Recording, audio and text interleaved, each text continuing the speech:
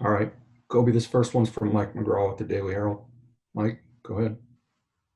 Hey, Coby, just wondering what's been going on over there. We hear about the mini camp that's supposed to start over the next 3 weeks. Just what's been happening over there? How many guys? What have you been doing? Basically the same thing. It's been since the gym opened up for quarantine. One player per basket with two coaches at max. So I've just been coming in every day, 5 days a week, working out and lifting in the on court. So still no competition. Players still can't touch each other or be near each other. So it's pretty much the same thing. All right. Cody Westland, go ahead. Cody Westland from 670. Coby, just after getting the second team all-rookie honors, how would you assess your rookie season, and what's the next step for you as a player? I think, the second team all-rookie was a blessing. It was an honor to be part of that. I feel like my seasons were up and down. It could have been better, but, it's every season. I feel like for me, just working on my efficiency, finishing around the rim, and being more of a playmaker when I'm out there on the court. So those are, I feel like, my next steps. As a follow-up to that real quick, we had a lot of talk about whether you're a point guard or an off guard. When it comes to that discussion, how do you view that moving forward? And do you feel like your rookie season showcased anything about the best position for you and how to be utilized? I think moving forward, my primary position is point guard, but I also can play off the ball because I can, score and shoot it so well. So I think that this past year showcased that I can be a point guard, but I can also play off the ball at times when I need to. Thank you. Sam Smith, you're up. Coby, Sam Smith with Bulls.com. What is do you have any personal goal for next season? And do you expect to be the starting point guard when training camp opens for next season? I think my goal next year is to be better than I was last year. That's my primary goal, is just continue to get better. And, who doesn't want to be the starting point guard at training camp? That's my goal. That's what I want to achieve. And I'm just going to keep working towards that to get that achievement for myself. Next question we have is from Eric Woodyard with ESPN.com. Go ahead, Eric. Coby, what's good, man? What's up, bro? Obviously, man, it's been so much change, man. You dealt with the pandemic. This rookie season has just been unprecedented. All you had to deal with, man. Just how does it feel, just like adjusting to all the change that's been happening as well? Y'all going coaching search, front office. Just like, how has your relationship been, with the new guys, and just you adjusting to that as well, in addition to, everything that's just happened this year as a whole? How are you processing it all? It's a lot. It's a lot to process. It's a lot to take in. But I feel like I'm doing well with it. I'm just taking it day by day. The new guys in the front office are really great. My tourists, Mark Eversley, Pat Conley, all of those guys are really, really good. It's good for us right now. And like I said, we're continuing to take it day by day, especially for me. Just taking it one day at a time. All right. Next question's from Rob Schaefer. Rob, go ahead. Rob Schaefer, NBC Sports Chicago. How you doing, Coby? I'm good. How are you? Good. Curious, with the workouts moving into kind of a group context next week, I'm wondering kind of what do you guys think you can get out of that, just from being able to actually assemble and do group activities and maybe even interact more with guys like Arturas and Mark? Kind of what are your guys' team expectations for what will come out of those workouts? I think big thing is just all coming together, getting the feel for each other, just getting that team chemistry back. We've been away from each other for so long, and we haven't played with each other in so long. So for us just to get back on the court all together, it'd be good for us. And, with everything going on in the world, some of us haven't, really played basketball or, like, got up and down and played 5-on-5, in so long. So in that aspect, it'll be good because for a lot of us, basketball is our therapy. So for us, it'll be good just to get back with our brothers on the court and hooping again and having fun. So and that aspect of it is what a lot of us, I feel like, is we're really looking forward to. Yeah, and just to follow up quickly, what have you been able to do kind of in the long layoff basketball activity wise? Work out.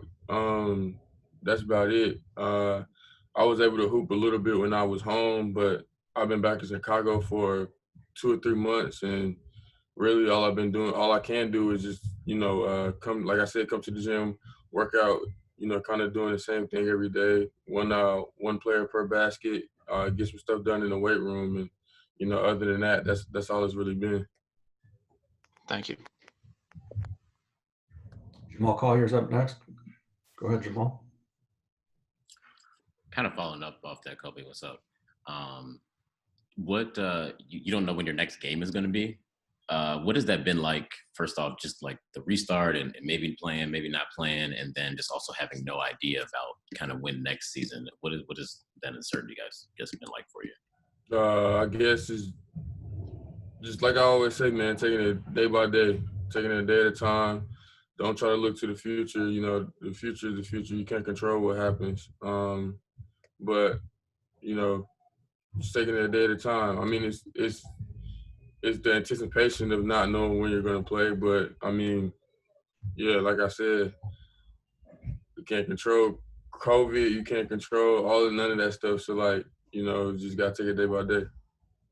Has it been frustrating? Are you like really ready to get back on the court? Do you feel like you're itching to play? I think my frustration is like not playing the game. I can wait that, but like my frustration is not being able to hoop like at all. So like not being able to play 5-on-5 and get up and down and use all the stuff you've been working on, the workouts and stuff like that. So that's just my frustration, really. Thanks. Joe Cowley's up next. Go ahead, Joe.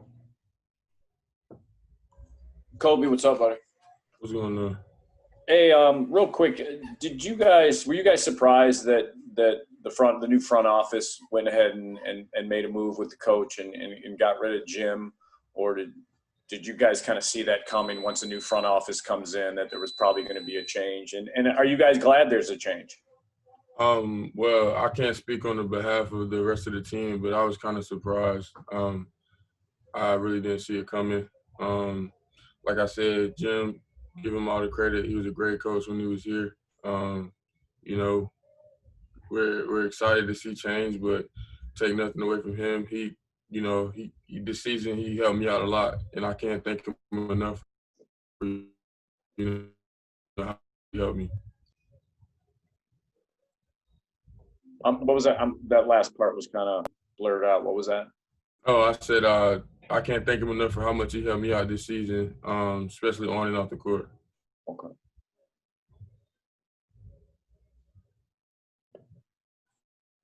Casey, you're up again. Or actually, you're up here. Casey Johnson. Hey, Coby, congrats on second team. And I'm curious, besides yourself, who you think will be there next week, or is there this week for the group workouts and the off-season voluntary stuff? Everybody's here. The whole team? Whole team, yeah, everybody's pretty much here, yeah. So cool, yeah. Thank you. Appreciate it. Yeah. Sam, go ahead. Coby, just to go back a little about making the second team all rookie. Did you feel you weren't selected for the Rising Stars team with the team in Chicago, and then you had that big run and were Rookie of the Month? Do you feel like you were overlooked much of the season as a rookie, given the circumstances, and then now have a validation being selected for the rookie team? I feel like at times I was overlooked, but I feel like at times I played. I didn't play up to my expectations, and not making the Rising Stars game was also fuel to my fire. But I feel like that the ones who did make it, deserved it, and they deserved to be part of the game. So, like I said, it was fuel to my fire, and I just wanted to get better. That game kind of helped me. It was a wake up call for me. So, after that, I kind of just took it how it was and just continue to, get better and continue to do what I do. I really didn't change anything out of my routine or anything. I just, as the season went on, I felt like I just got better as a player. One follow-up. The Bulls were one of the 8 teams that were not invited to Orlando. You mentioned about really not having been able to do much, play at all during this last 6 or 8 months. What do you feel? Do you feel there'd be any impact that all these 22 teams got to play at least 8 games and the Bulls were the other 7 left out? Will there be any impact going into next season about the admission of Bulls in Orlando? I don't think so. I don't look at it as an impact. Like I said, we just wasn't selected. We was one of the teams not selected. So, we're just gonna work this year. We're gonna work this bubble coming up. We're gonna get better from this bubble, and we're gonna continue to grind, gonna continue to work. Thank you. Eric Woodyard, go ahead again. Coby, 2-part question for you, man. Just sitting back watching this, bubble basketball and seeing guys get off, a lot of young guys, Jamal Murray and Donovan Mitchell, all the young guys of the league. How much does that motivate you? And just throughout this time of being away from the game, how much, what have you learned about yourself, throughout this whole process? Never take you for granted. Never take basketball for granted, because this is the first time in my life I've not been able to play it. But it was amazing to see like Jamal Murray and Don go at it. It's not so much what I took from it. It was just exciting. I took a lot from it, but just watching them 2 guys go at it was fun. And every other guy, I never been like a hating guy. So like when those guys were going at it, I was super excited for them. And I never, to be honest, me being in high school and when I was in college, I never really watched Jamal Murray really, really play until now. And I didn't realize how cold he was until now. So, yeah, he cold.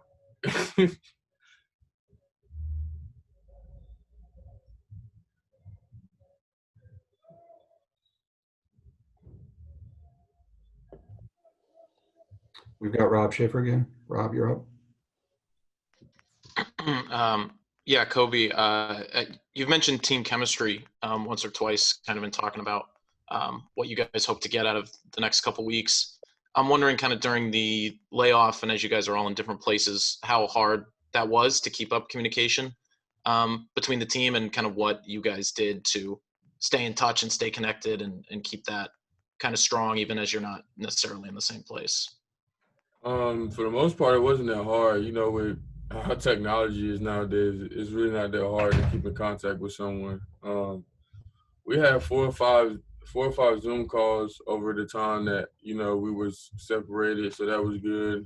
We have a group chat. We had also a group chat where we talked a little bit in there, so that was cool. But like I said, now there's nothing like personal interaction. So like now is good for us just to personally interact and get back to seeing each other's faces every day for the next couple of weeks.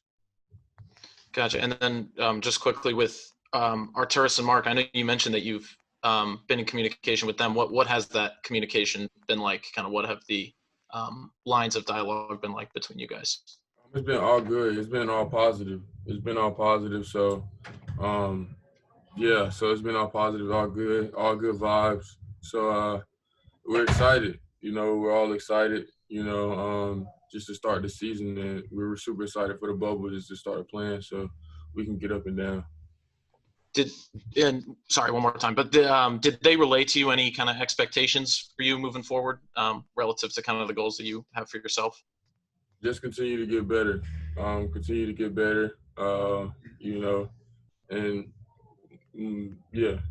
get better. Appreciate it. All right, guys, we've got a couple more minutes before Coby has to get going, so let's do 2 more questions. Sam, you're up. Coby, by the way, do you know who the new coach is going to be? No, I don't know who the new coach is going to be. I just wanted to check just in case you did. Just quickly, with the new coach to come in and new management, do you expect next season to be a developmental season again for the Bulls?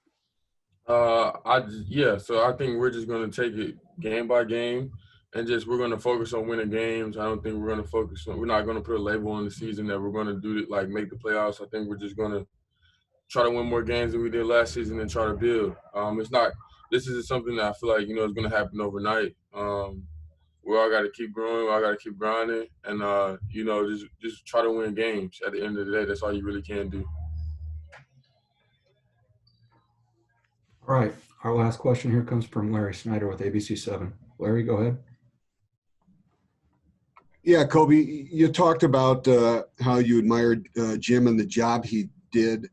I'm wondering if you talked to the other players about what kind of coach that you would like to see come in. You guys were heavy on three-point shots and that kind of style. Have you talked among yourself about what would be a good fit for the team now?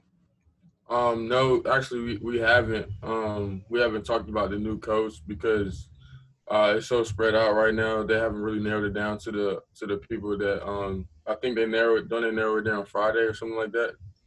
I don't know, but they haven't really narrowed it down to where we've actually sat down and talked about it. And plus, like I said, a lot of us are just getting back into town. Some of us just getting back into town, and we're still, have to stay 6 feet away from each other. We still can't really conversate. So during the bubble, I'm pretty sure that'll be something that'll be talked about.